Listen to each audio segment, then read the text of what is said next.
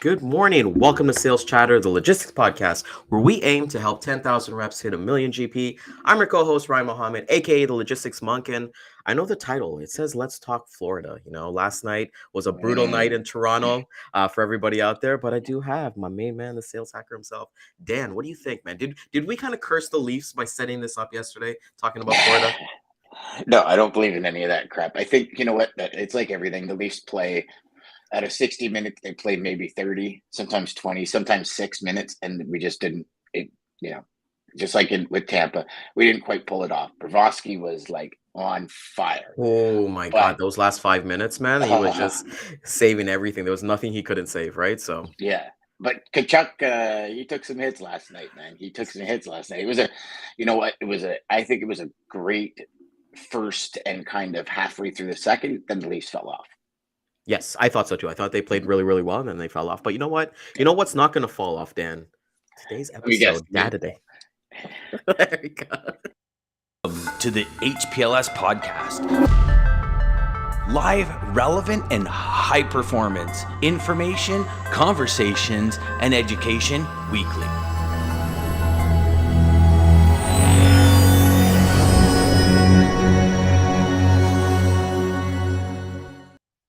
That's why videos are high performance, brother, because it's made once and it just keeps on giving. Keeps on giving. Keeps on giving, It's Yes, like sir. hot chocolate in Florida that we were talking about last Friday. But, today is an amazing day. We've got everybody kind of coming on today, and we want to talk a little bit about Florida. So before we get into the amazing Data Day that we always get into, let's introduce our amazing guests who join us every Wednesday. First and foremost, Principal Analysis at DAT, Freight and Analytics. We have Dean Croke, who is coming us today live from Lake Tahoe, which you would think that maybe he's on space today, right? But I want to welcome Dean on here as well. And then we have the Bodacious Cowboy, Jeff Dickinson, join us all the way from New Jersey.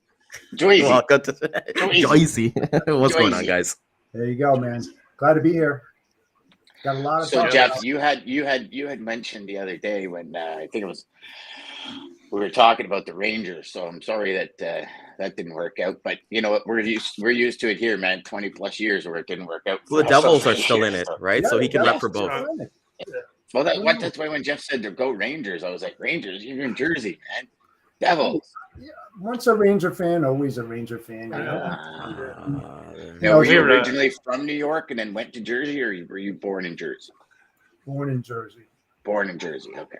Yep. And do you have the old war Jersey, New York kind of thing, kind of like we did Montreal, or we do Montreal, Toronto, and all that kind of stuff? Is that?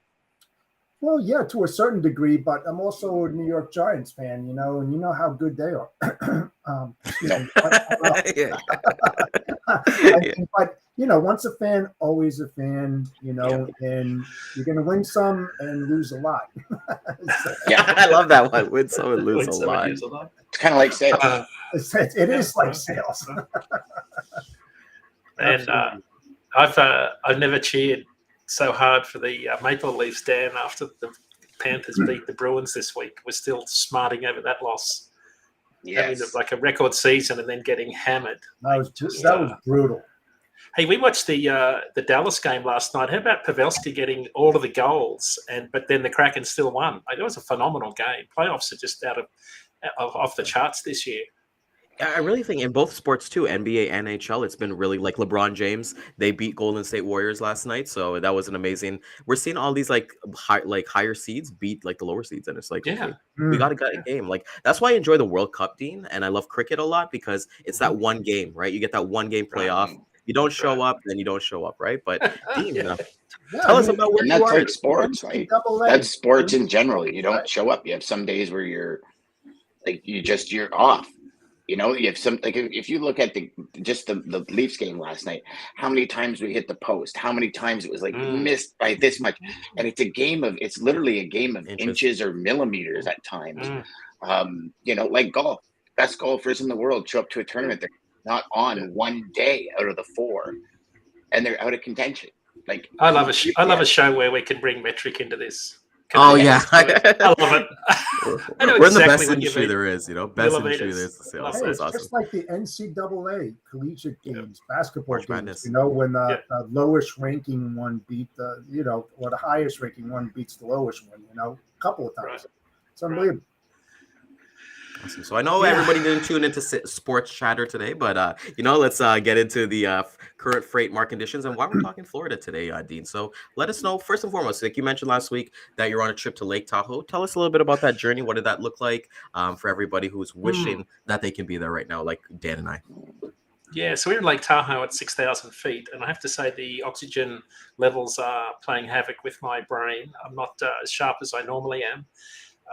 But we drove into the sun for 4 days. I don't know if you've ever done that, but 3,000 miles into the sun the entire way. When that sun gets down out in Nebraska, Nevada, Wyoming, I got sunburnt.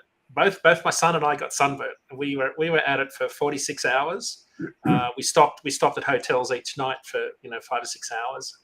But it's a long country to drive. Like I've never done a cross country trip. I mean, I've driven across Australia in 43 hours with express freight on, like with a couple of stops and a lot of assistance, if you know what I mean. But doing it in a car with my son was like one of those lifelong sort of goals, just to drive across the country, but to drive over here and help him get started with a new job and buy all the furniture and help it, shop and cook and wash and do all those sorts of things. So just a great experience. But I'm off to Dallas today to speak at the Great West Casualty Conference on Friday. So I'm out of here today. So yeah, that's been my week. It's been a lot of fun. But Tahoe, they had 58 feet of snow. Yeah. 58 feet. Most snow since 25 years. The pass from Kings Beach here in California across to Reno was closed for the first time ever. When you drive it, you can see the snow that's still there, and it's like still at 30 feet and melting. But from a transport perspective, the potholes are some of the biggest I've ever seen. And you see the car drivers from California, and there's a lot of Teslas and Beamers and Audis, and the wheels get broken because they drive into these potholes that are like 6 inches deep, and it smashes the small rims. So it's busy. It's nothing but construction trucks out there now trying to put asphalt in holes with water running through it from the runoff. Like it's a big challenge, but there's a lot of snow up here and a lot of runoff, and a lot of that's going to cause some flooding damage, of course, as they're already talking about. But good year for Californian farmers, I suspect, with all of the water that we've had here and a pretty good snowpack. Yeah, Good year for snowmobiling. My nephew lives out there in Salt Lake. Yeah, he said there was like 65 feet. Crazy. Yeah, we stopped at the Bonneville Flats, just outside of Salt Lake. Drove out on there in the 4-wheel drive Jeep, and it's just a breathtaking part of the world. But I don't know that I've ever seen more spectacular scenery than through Wyoming and Nevada. The colors out there. I mean, I could probably find some spots in Australia that are equally as picturesque. But I did a post on LinkedIn. I had a great picture of a big Peterbilt with a refrigerated trailer on coming across the Salt Lake Flats, but it had a mirror image in the salt water underneath it. So you had this image of this truck going across. Just the scenery is spectacular, but the miles are mind-numbing. So when we all talk about freight, about it's only like 1,000 miles, or it's only a 600-mile haul. I dare anyone that hasn't driven a truck to sit there and do 600 miles a day, day in, day out, and do it safely. Like a lot of truckers will say, "Oh, that's nothing. That's easy," and I will challenge that, because it's fairly hard mentally. Unless you've got a really good seat, it's hard physically. Hosting from outer space. Yes, I'm from the Bat Cave, aka the Grumpy Pete. Yeah, thank God for avatars. That's what this is called. This is called an avatar. No, it's a background. Virtual background. Yeah, right. See, my brain background. Is all avatar. You'd be like. That's right. Yeah, true. You'd be a Grumpy Pete talking. You'd be the actual top of the Pete talking. So I'm so old school. I didn't know what an avatar was. I know it was a movie. I think was it a movie? Yes. Yeah. 2 movies. Yeah, 2 movies. Yeah. Oh yeah, that's true. Yeah. So Ryan, do you want to dive into the freight market update? Yeah, let's get into it. Yeah. So this week, so a couple of things happening, right? So we've been talking about the market trying to find its low point or bottom. We'll show you a couple of slides in a minute about that. But I think the data point that gives me some hope that the market is improving for carriers and the capacity exodus has slowed down is some of the changes we saw in the Florida market this week. So if we start with dry van capacity in the southeast. And you might say, what's this got to do with produce season? It's got a lot to do with it. Dry van capacity in the southeast tightened last week because produce season impacts overall capacity levels, because reefer carriers that haul dry freight can switch over to higher paying produce loads, specifically where you've got high value produce that requires a new reefer and higher levels of cargo insurance. They can command a higher rate per mile. So there's this sort of exodus of capacity.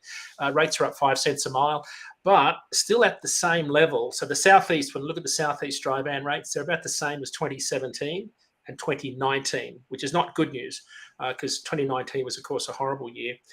Jacksonville, though, spot rates up 11 cents a mile to $1.53. That's excluding fuel. So you'd have to add 50 cents to that to get the average.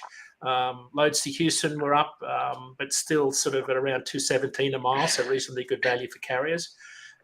Atlanta, though, if you take Atlanta as sort of the bellwether for freight in the southeast, rates were up in Atlanta for the third week to $1.64.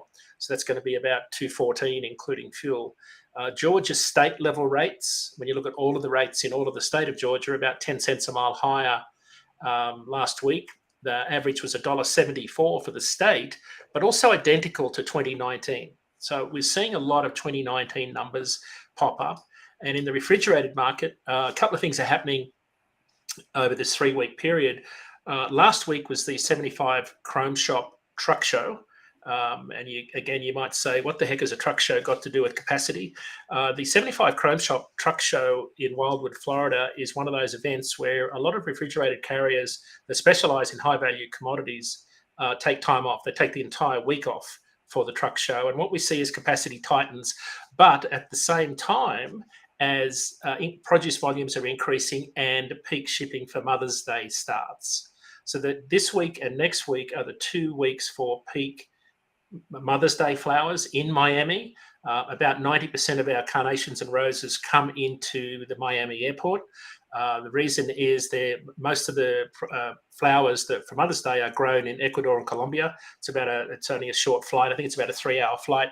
And you'll see dozens of jumbo jets every day bringing flowers in, and then the reefer carriers will run that north, mostly in teams. So so what we're seeing right now in Florida is a fairly typical scenario where rates will go up, volumes will go up. The volume of loads moving out of Lakeland were up 20% last week, which is a fairly big jump in produce volumes. Capacity was tight in both Lakeland and further south in Miami. So if you're looking to buy capacity this week, it'll be very expensive in the south of Florida, and it'll remain that way through the end of May, typically, as it always does. The Florida produce season typically winds down towards the end of May. So you go May, early June, it starts to get really hot, and the the Florida produce season ends towards the end of May. But by then, volumes will have picked up in the southeast, where capacity is already starting to tighten. The reason this is a big deal is that this is really what starts the typical increase in spot rates for dry van and reefer in produce season. I'll use produce season in inverted commas because we're assuming that we will have a produce season. The Southeast and Florida are not the main producers, but they start the capacity tightness scenario. The bigger story is, of course, the West Coast, where produce season is delayed. We're looking for a later start, but good volumes coming out of there. That will determine how much rates move. So we still haven't got the final determinant as to whether we will have a produce season. Some experts in the market are calling for produce season to be a bust. I don't know that we can do that just yet. I mean, produce season was a bust last year, no question, but that was because of a drought in California.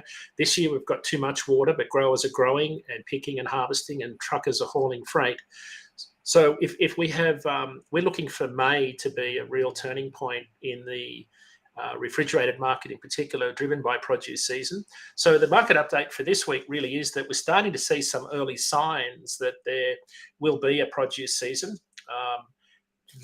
How it pans out, though, we really don't know. But some of the signals early on are very positive. We're seeing the same sorts of seasonality in the southeast and Florida that we would normally see in a strong period.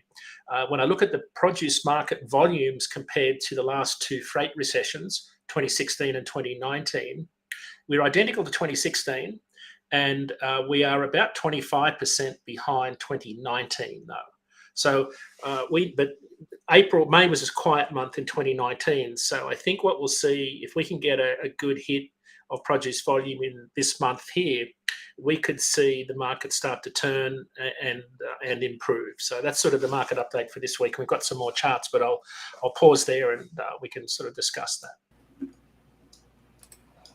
Yeah, I got a question before we kind of gets into it, right? So we're talking about Mother's Day, one of the biggest days for flowers. Do you think there's any correlation? Because capacity is going to tighten, but then when we look at the next week, it's going to be dot blitz week in the US, right? So do you see a correlation between, we're going to be looking at tightened capacity for the next, could we say even month, really? Because by the time dot blitz week is done, we're kind of like 1 week left till of May. Right. So you've got a little bit of disruption to shipping around Memorial Day. So you got a short shipping week, I think. I'm not sure when the day falls, but yes. So road check week is, I think it's May the 15th. Ryan, is that right? It's May 15th or 16th. So it's in. So that will be the week of Mother's Day, the week before Mother's Day, I think. Yeah. Right in the heart of it. Yeah. So normally, and again, we talked about this a couple of weeks ago, but it's worth reiterating. Normally, in bad times like this, carriers keep moving. They keep running because they need revenue per truck week. Even though the rate per mile is down, they need to run more miles to make up their revenue targets to pay their bills. In the last year, they haven't been running more miles, which has been counterintuitive because of all of the delays that you see on either end of the supply chain. They're still having delays getting loaded and unloaded. Hard to quantify the exact number, but also having delays getting their equipment repaired because of labour shortages and parts shortages, which are still ongoing for small fleets. So I was talking to a carrier last week on the way out here, and they were adamant they had to keep running. And but the point they made, and I think we talked about this last week, they said we have very little option but to keep running when we run our teams out of the West Coast, because we've got very limited roads out of Fresno to bypass the inspection points. So when you think about it, when you come out of Bakersfield, whether you're going to run the 10, the 40, or even the 8 across to Dallas, or the 80 up through Sacramento, you've got a lot of miles, and there's very few options to not go those roads. And that's, of course, where the inspection points are.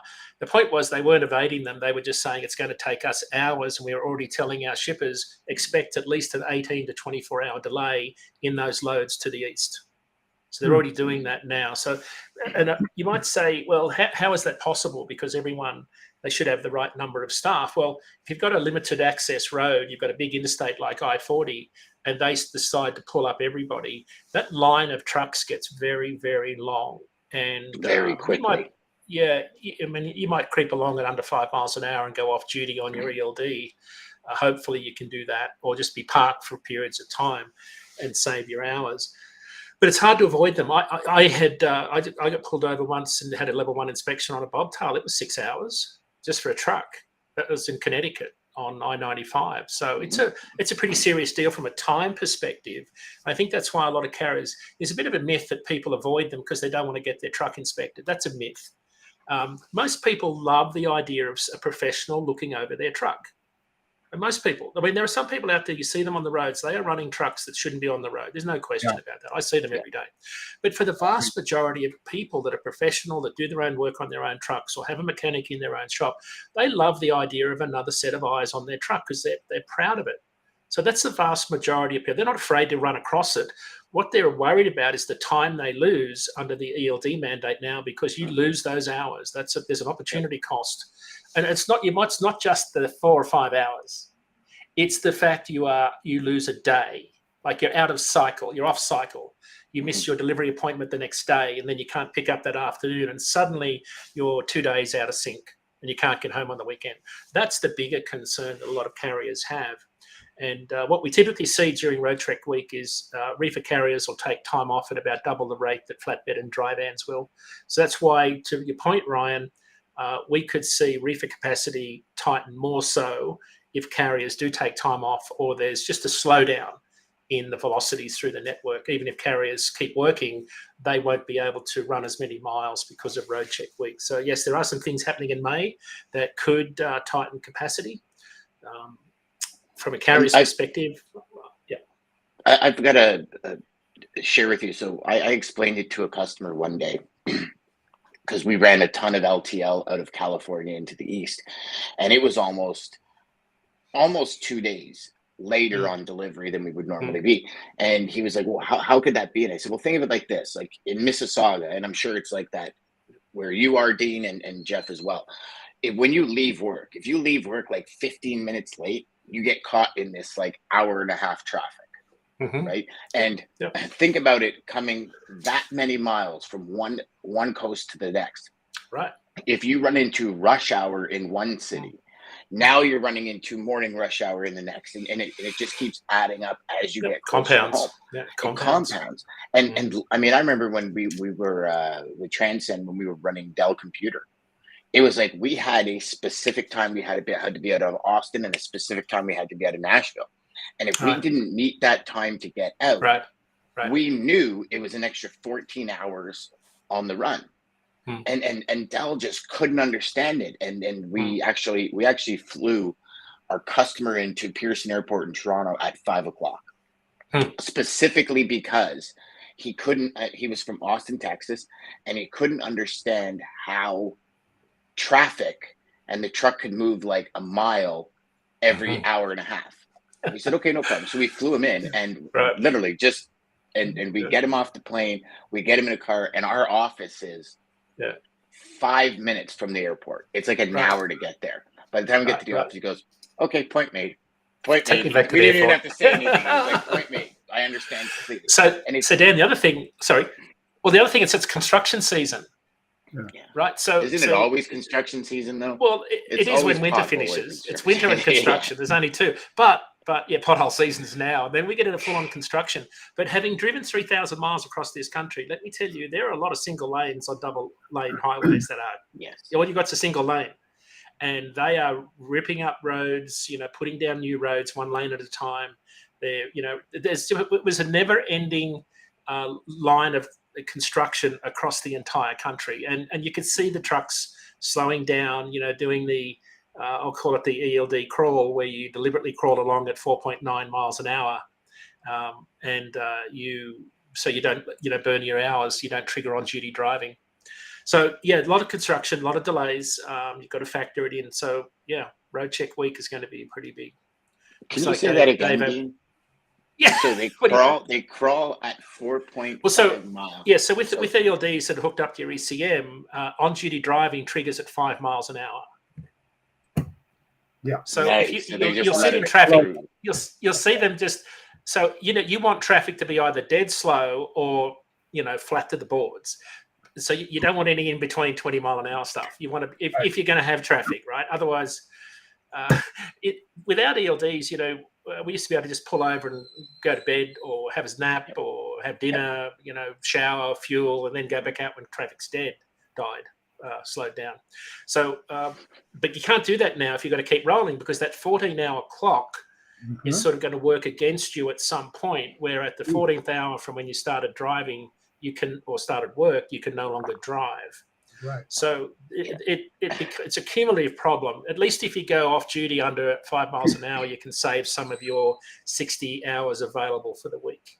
So there's some times when you can use special circumstances and personal conveyance to save that time, but you're not talking about a lot of time in the big scheme of the week, because you could lose more time sitting on a shipper's dock or waiting in a fuel island or traffic. So. And going 5 miles an hour is pretty painful. Yeah. I think Dave O'Brien's said point made. Does he want us to move on? I can't figure out what he means. Point made. He's saying shut up and get going. Is that what that is? No, I don't think so, man. We got good people here. I don't know about DATIQ Live, Dean. Our audience, they're pretty easy on us. You know, Are they? they're not bashing us. Oof. Hey, how brutal are they on us? They Oh, the are comments, they are insane. There's like some trolls out there that really work us over. Yeah, there's one specifically that I was watching with both Jeff. But Jeff, I'd love to get your kind of thoughts, like based on your kind of history of kind of working, hey, through May, the conversations that you're having with your customers, specifically for a month like this with Memorial Day, we got Mother's Day, we've got the Blitz Week as well. Yeah, and I follow Dean and that, and I use a lot of their graphs, and I relay that to my customers as well. And when you have a bounce from 3 cents to 4 cents on the reefer, and then you have a bounce of 1 cent from 9 to 10 cents. I mean, that's not a big moving point. Are we still in the bottom? Yeah, we're still in the bottom.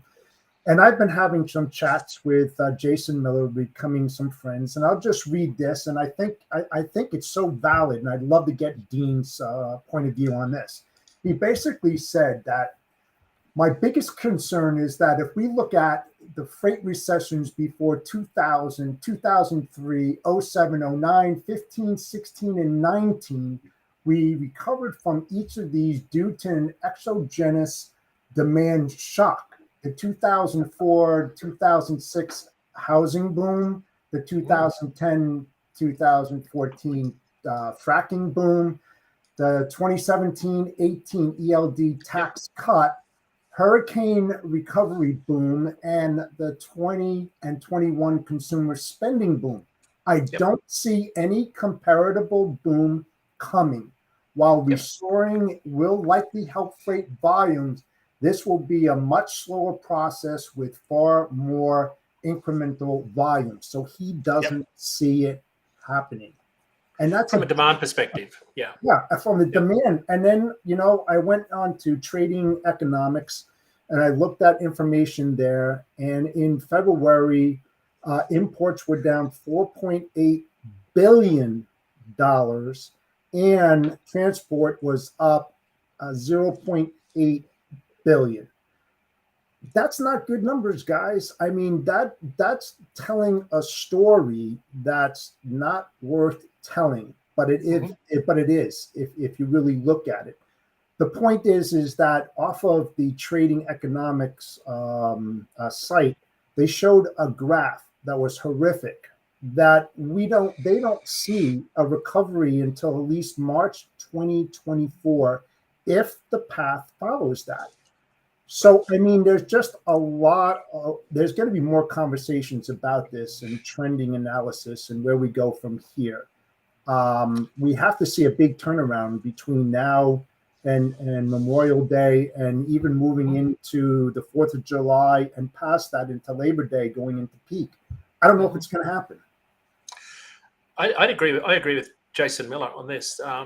It's this market cycle in trucking won't be driven by a change in demand because of all the reasons you just stated. The rates will change because of a change in supply, and the supply is still leaving the industry. So when the market, that's why we think it's bottoming out now. And worst case scenario is that we don't see a bump in rates because of produce season. And we see what we saw in 2019, which was a non-existent produce season impact, because you had too much capacity. And then we see this slow decline, maybe flat to a slow decline in spot rates. That would be the worst possible scenario. So maybe that's a good time to throw up the previous charts, Ryan, all those first two charts we've got, where I went back and looked at how the market's turned.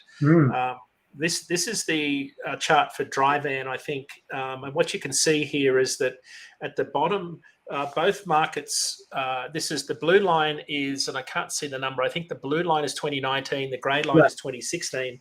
And you can see that the red line is, or the purple line, pink line is 2023.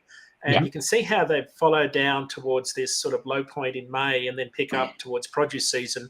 You can see 2019 was relatively flat for the best part of the year until you get into the Christmas holiday season. little bit of a bump in 2016 also. Right. But both those markets, and if we go to the next chart, these are the moving averages for 3-day rates that kind of give us a feel for where the rates are going. If you look at the next chart, we go back a little bit further, and you can see that both of the markets turned on the 1st of May in 2016 at $1.35, on the 1st of May at 1st of May 2019 at $1.47. We're at $1.62 this week, or the start of this week. And so it was interesting that May was the turning point in both of those two freight recessionary periods, where capacity we were certainly in an oversupplied capacity relative to demand. So we are still seeing capacity exit the industry.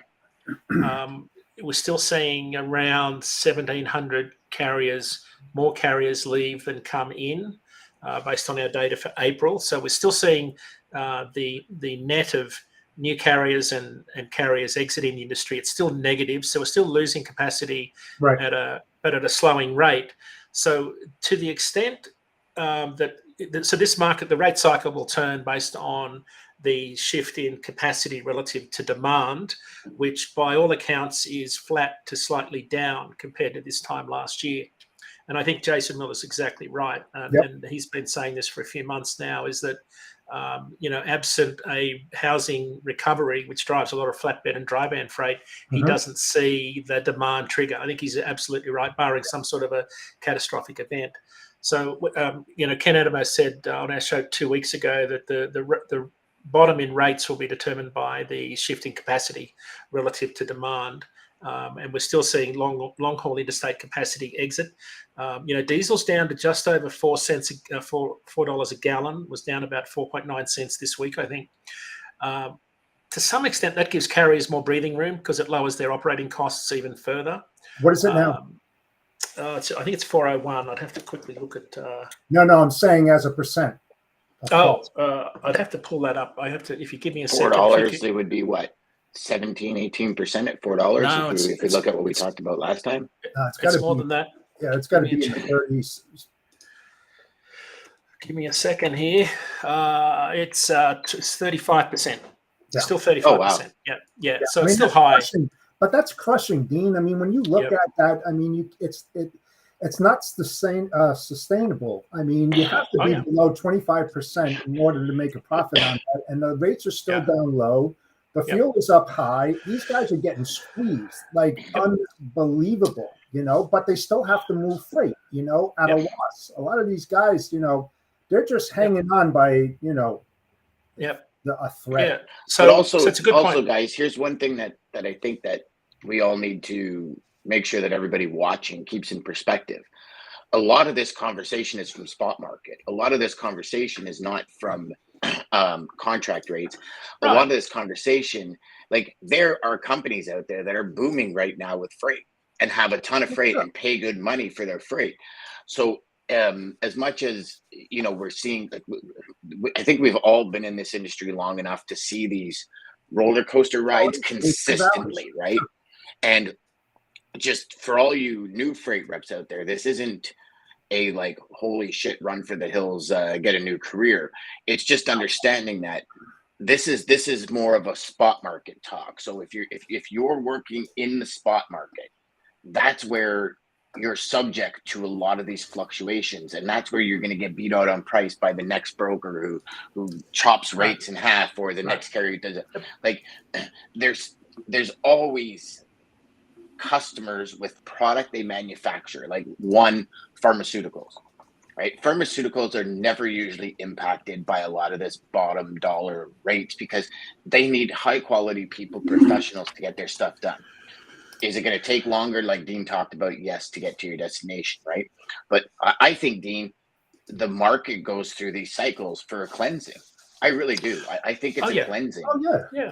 But something on that, too, is that the spot market, when it comes down, it has that draw effect on the contract, and it pulls those contracts down as well. And the thing is, for how long? But when you look at, all Dean's graphs, and you listen to Jason Miller as well, I mean, it doesn't paint a really good picture. It's like, how long are they going to be that way? the spot, the contract rates. I see a lot of contract rates out there on lots of lanes that have that sucking effect. They're getting pulled in. I think this is where pivoting comes in, right? As a carrier, and I'll share with you why. I have a friend of mine who owns, he's probably up to 165 trucks now. I mean, so like from a U.S. perspective, pretty small company, but from a Canadian perspective, it's a fairly large company. Nice size. When in 2019, when things got really kind of backwards, I'll say, well, now it's kind of like we're using 2019 as a year to like base things off of. What he did is he switched. He took a lot of his drivers, he laid a few off, and he switched and started to move his freight on the spot market to save him the sanity of his trucks, and started to actually make money instead of losing money in his own trucks. So he looked at him and his company looked at, where is our good freight paying, and then this is where we would lose money coming home. So those lanes, they started brokering out to people. They would do the local P&D and brokering out to people, and then they would just not worry about the truck coming home.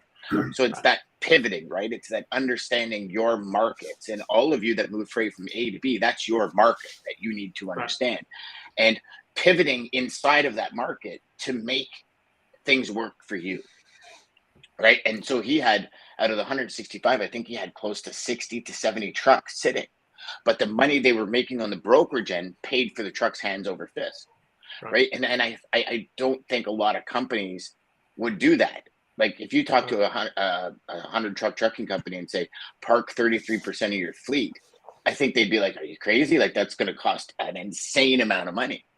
So I think it's I think it's all kind of that, what's the freight you're moving? How often do you have to pivot? And I think those two, and maybe you guys can add something else inside of that conversation where people need to start thinking about, like, if you're a broker and you're losing clients left, right, and center, what's the freight you're moving? Is it that bottom dollar commodity which people can switch very quickly, or are you better to focus, say, a longer close on long-term customers? You guys know what I'm saying? You understand? Yeah. So this is probably a good opportunity to remind people that the reason we talk about spot rates is they lead contract rates by 4 to 6 months. That has been shortening though. So I will say that because we've been watching, we thought spot rates would have bottomed out sooner. If they bottom out in May, then you're looking at October, November before contract rates start to come back up again. That's why you look at spot rates and the number of carriers that are coming and going. Active rates in routing guides are flat to slightly down, but new rates coming in from RFPs in dry van are down 13% in April. So they're coming. So the carriers are negotiating contract rates on, the 85% of the freight that moves on contract. They're negotiating them down. So there is that pull effect that Jeff talked about. So as spot rates come down, they'll drag contract rates down. So we should talk about, I guess, in the context of spot rates on the market, we also should use the contract rates change in context, because for those that are new to the show, the two do work together, albeit on a lag. So I just said, Ryan, a chart to give you a sense of where carriers are at, to Jeff's earlier point that they are struggling. This is what I published today in my blog at dat.com/market update. Time for shameless plugs. This is the chart. Right. This is, so the blue line is the all-in. Slick, Dean. Super slick. That was got to get it in there. Seamless, man. I got to hit before you hit the buzzer on me and shut me down. Yeah. So the blue line is the dry van rate from 2019 through to today. The green line is the operating cost adjusted for inflation. So you can see it's been about $1.60, got up to just over $2 a mile this time a year ago. It's come down to $1.78. The red line is the gross profit per mile. So this is a 100,000 mile a year truck. Error bars are set at 10 cents. And so gross profit is after wages, fuel, tires, insurance, not taxes, subscriptions, tolls, accommodation, telephones. It's everything it costs to run a truck down the road with a driver. And you can see that for most of 2019, which was a horrible year in record bankruptcies, the average was -2 cents a mile across the year.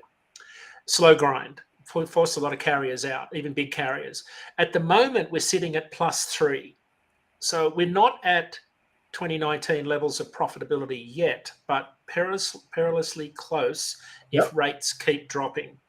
And that's we're coming off. Look at that period above the green line in the center, the most profitable period in trucking history, I would argue.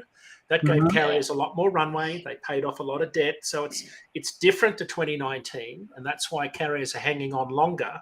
But they are barely getting by, to Jeff's point. I said last week on our show, they're a breakdown away from going out of business because at 3 cents a mile profit on 100,000 miles, that's $3,000 profit. You probably need 30 grand for an in-frame rebuild on an engine. Tires are $600 a hit. You're going to spend 5 grand on drive tires. So this is not enough profit for carriers to be profitable and survive long term. So they're getting by, but this is why May and produce season and all of these things we've been talking about are so important for carriers, because if we don't see a produce season and that blue line keeps coming down, the costs won't change a lot because diesel is probably going to sit at around $4 a gallon based on the EIA forecast. So what happens is that red line starts to drop below zero, and then we're into a 2019 scenario, which this sort of puts into context everything we've been talking about today, because this is the spot market and it will drive the contract market scenario later in the year when capacity starts to tighten. Because if we get that red line below break even at zero, then you start to see capacity exit faster. Then the market turns because you'll have less capacity relative to demand. Well, I'll tell you what, Dean, if the FSC happens to go up, we're talking a whole different ballgame. I mean, if it goes up to 450 or something like that, I mean, that's going to go quickly down that break even. Yeah, it'll force a lot of carriers that are on the margins out of the business. The JD Power used truck auction data from April is perilously close to the 1,200 trucks sold at auction in June of 2019. Right, so there's a lot of high mileage trucks. People are selling off a lot of excess capacity. Auctions are generally the first place you go to. It's a quick sale. So that I've been watching that number. Anybody can go to JD Power and download Chris Viss's monthly blog post where he's got the chart that shows the class 3 to 8 auctions, the value, the sale of used trucks, and the number. There's a great chart in there that shows the inventory at auction, and that to me the is value of the used truck still so extremely. It's coming down. No, it's coming down. Well, high relative to previous highs. It's higher, but it has come down substantially. And again, ACT Research put out some great publications on this. So that's why we talk about this as a perilous time for carriers and capacity, because if all of those scenarios pan out, the negative side, then the market cycle turns quicker, as in rates start to go up because capacity leaves faster. That's why you've got to look at spot rates, the spot market. Even though it's only 15% of loads moved, it's an early indicator of where the market is going, because trucking in general is a good barometer of where the economy is going, because we haul things that people buy and build, and that's how it all comes We're the together. first one to go down and the first one to come up when the economy drops and turns. And, Dean, it's funny because I can remember a year ago us talking about, be careful, don't go out and buy equipment that's overpriced, because when things turn, you're going to be left with these huge payments and not enough money to pay them. And part of me says, 2018, when everything was going haywire in the industry, so much equipment was bought, which led to the roller coaster of 2019. And I think carriers did it again. And over, my neighbor drives, and he owns his own truck, and he knows he spent way too much on his truck, too much, and he was able to sign with a company where his fees are covered, but he's even said, they're cutting one trip a week, and it's cutting it close.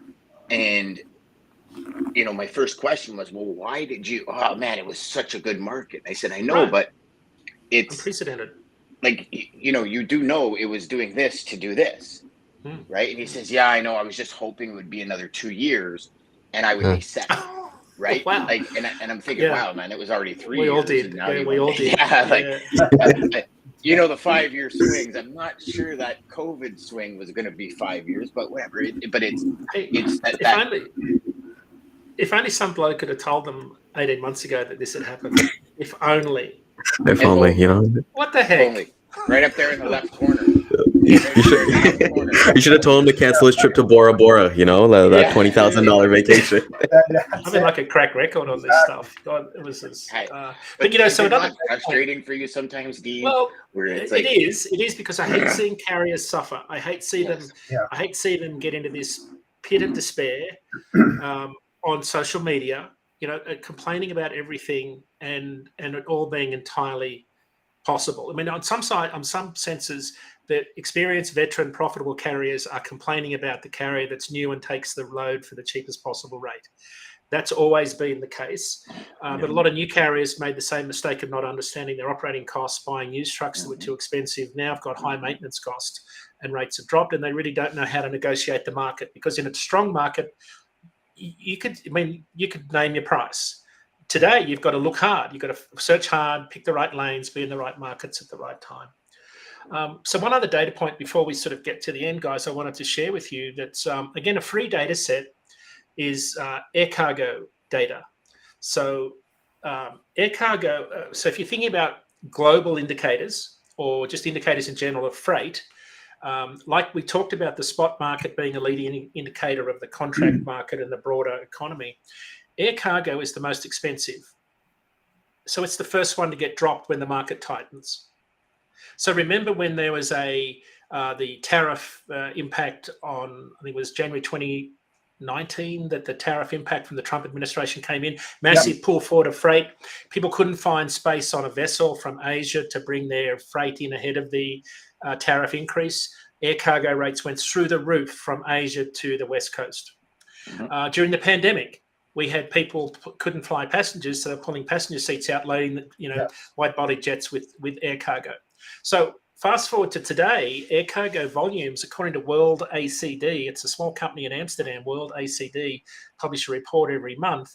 Air cargo volumes are down 18% from in quarter one compared to quarter one last year. So, you know, volumes have dropped dramatically, yields have dropped. You know, you're seeing a lot of excess capacity in the air freighter business, just like you're seeing excess capacity in trucking. So I watch, if I'm looking for a global indicator or even a North American indicator of the broader economy, air cargo is one that I watch closely, just like I watch the Association of American Railroads weekly report on intermodal tonnage and rail and units moved, because intermodal is a competitor. But the other data point from the American Association of Railroads is chemicals. Chemical carloads. Chemicals are used in every manufacturing process. Bar a few. So if you watch the change in chemical carloads week to week, year over year, the whole AAR weekly report had volumes up last week. So, and it's been up for a couple of weeks. If you follow Larry Gross on LinkedIn, he's one of the experts on the intermodal space. Volumes are still down about 10% in the intermodal space year over year, but they're improving. And I think Larry said for the last 3 weeks. So again, these are all things you've got to watch. I know there's a lot of sort of plates you're spinning here, to use that circus analogy, but they all paint a picture. And you need to take in, they're all part of a puzzle, right? You know, no one piece tells you, the complete picture, but if you put it all together, all of those pieces sort of start to build a really neat picture of the market. Yeah, and another magazine that you should look into is right here. Railway Age, another one which I read a lot on. But yeah, those two are really good indicators as well. Absolutely. You still get paper copies? I do. I just prefer them because when I'm doing my stuff, I just like to read. So me too. Me too. I love the paper. I went and bought the newspaper. I got the paper newspaper here on Sunday morning. I'm the opposite, guys. I'm a digital guy. I'm a digital guy, man. Maybe it's the difference in ages, right? Like from there, I do everything. I do everything digital. If I can't, old school or go home. Stay home, Jeff. That's why you're at home, Jeff. This is Celebrity Squares, old school versus new I school. love it. Yeah, you guys are teaming up on me. I love the digital stuff. So no, Dean, there was a lot of data here, and we can't thank you enough for always coming with us, even when you're on vacation, things like that. Can you tell everybody about like the blog, the show as well, and anything up that you got coming up? Yeah, so that chart that we showed you a minute ago on owner-operator viability, I put together like a 600-word blog post. It was published last night at dat.com/market update. Go to the blog post. It's a good read. We publish all of the charts on our show every week. So all of the charts, all of the spot rates for the last 5 years that we've sort of been talking about are all there. They're all published. You can download them. It's all free. So that's a good place to sort of, if you need information to share in a marketing meeting or a management meeting, and you understand the market, there's some good charts. I've had 5 people write to me yesterday saying, where can I get the charts from the show yesterday? We have a number of shippers that use my weekly report. They pull out the reefer year-over-year spot rate trends, load to truck ratio, and they include that in their management weekly report. So there's some good data in there. I don't mean to just flog a dead horse here. That's probably a terrible analogy these days, but promoting my own show and content. No, that's what here, man. It's you do whatever you guys do. Yeah, keep promoting. You should hear some of the things I say to Ryan off air. He's like, dude, don't get us. See, I'm always worried the Australian truck driver comes back. It's like that's fine. Yeah, that's fine. We can always blame it on the accent, It's always like I'll just give the audience a little bit on you, Dean, as well. It's like I'm the guy when I was on with Jeff before Dan came back on. I was like, Jeff, don't get us canceled. And now that I'm back on with Dan, I'm like, Dan, please do not get us canceled, man. It's like a cancel. So you've got the blog coming out, Dat IQ Live. Tell everybody about that, how they can get it. Yeah, so we're on every Tuesday, 10 a.m. Live. You can catch us on YouTube. Subscribe to us on YouTube at DAT Freight and Analytics, and you'll get the alert about half an hour before the show. It's no friggin' trolls. No trolls. Trolls are banned. No trolls. You'll be cancelled if you troll us.